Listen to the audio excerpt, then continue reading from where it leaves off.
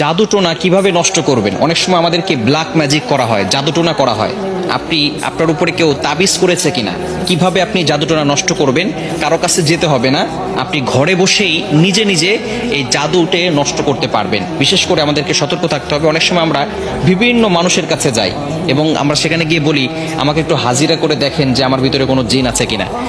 তারা তো ঠিকই, যদি জিন নাও থাকে আপনার উপরে জিন একটা চালান করে দিবে, এরপরে আপনার কাছ থেকে বারবার এই জিনের মাধ্যমে ডিস্টার্ব করিয়ে আপনার কাছ থেকে টাকা খাবে। এজন্য আপনি কারো কাছে যাবেন না, নিজে ঘরে বসেই আপনি আপনার জাদুটোনা দূর করতে পারবেন, জাদুটাকে নষ্ট করে দিতে পারবেন। বর্তমান সমাজে ম্যাক্সিমাম সময় দেখা যাচ্ছে যে আত্মীয় স্বজন, একেবারে কাছের মানুষগুলো আপনাকে জাদুটোনা করে আপনার জীবনটাকে নষ্ট করে ফেলবে। অনেক সময় দেখবেন কিভাবে বুঝবেন? আপনি অনেক সময় অসুস্থ হয়ে পড়ছেন, কিছুই ভালো লাগে না, ঘরে ভালো লাগে না, দোকানে ভালো লাগে না, ব্যবসায়িক প্রতিষ্ঠানে ভালো লাগে না, অথবা ব্যবসায় বারবার লস হয়ে যাচ্ছে, অথবা সংসারে কোনো শান্তি নাই, স্বামী স্ত্রীর ভিতরে ঝগড়া হচ্ছে, অথবা কোনো মেয়ের বিয়ে হচ্ছে না।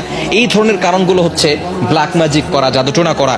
এটা হচ্ছে তার লক্ষণ। জাদুটোনা করেছে কিনা তার লক্ষণ হচ্ছে বারবার অসুস্থ হয়ে যাওয়া, বিভিন্নভাবে আপনি অসুস্থ হয়ে পড়ছেন। মেয়েটার বিয়ে হচ্ছে না, বারবার পাত্র আসে, দেখে সবকিছু ঠিকঠাক থাকে, যেদিন বিয়ে ডেট দিবে তার কিছুদিন আগে বলে বিয়ে করবো না। এরকম অনেকে হয়, অনেকে আমাদের কাছে ফোন দিয়ে বলে।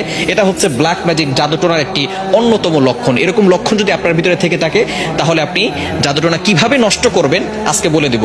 আপনারা খুব সুন্দর করে প্র্যাকটিক্যালি দেখাবো ইনশাল্লাহ। আপনি দেখে এটা যদি প্র্যাকটিস করেন, ইনশাল্লাহ জাদুটোনা যদি থেকে থাকে তাহলে আপনি নিজেই এটা করলে আপনার জাদুটোনা কেটে যাবে। ব্ল্যাক ম্যাজিক করে আপনাকে কেউ ক্ষতি করতে পারবে না, এবং এরপর থেকে আপনাকে কিছু আমল করতে হবে। আচ্ছা, আমি আপনাদেরকে দেখাচ্ছি। কলম আছে নাকি কারো কাছে? এই যে একটা কলম।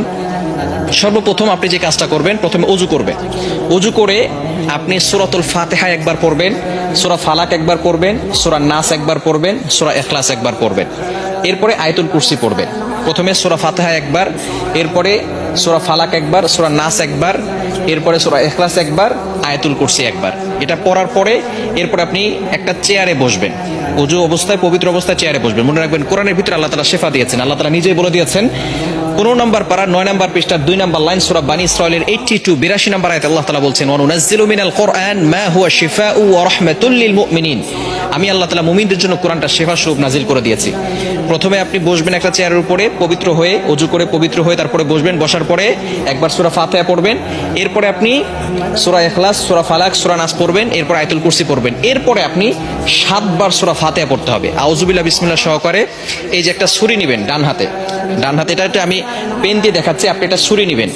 ডান হাতে একটা ছুরি নিয়ে আপনি মাথার উপরে রাখবেন, এভাবে রেখে আউযুবিল্লাহ বিসমিল্লাহ সহকারে সূরা ফাতিহা পড়বেন। পড়ে আপনি ছুরিতে ফু দিবেন।